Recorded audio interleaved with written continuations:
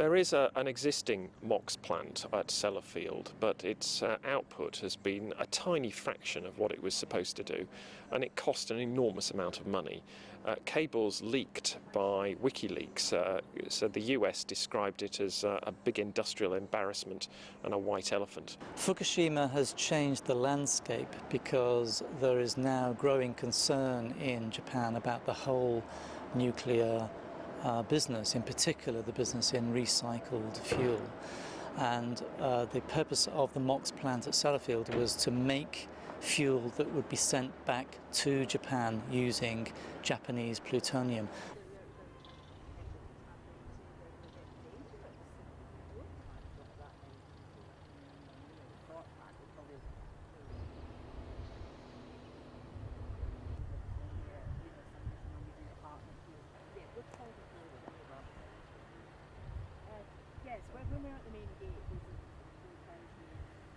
MOX is really about getting rid of plutonium. There's no other purpose for MOX at all. It's more expensive to produce, it needs subsidy to the users to make it work, and it produces nuclear waste that is much more difficult to deal with.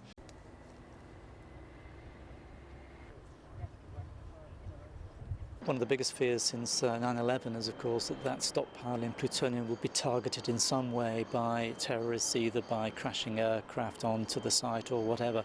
So there's enormous concern about it being used by terrorists in some shape or form. 5 kilograms of this material, and remember we have something approaching 100 tons of it. 5 kilograms of this material would make large parts of London uninhabitable for many, many years.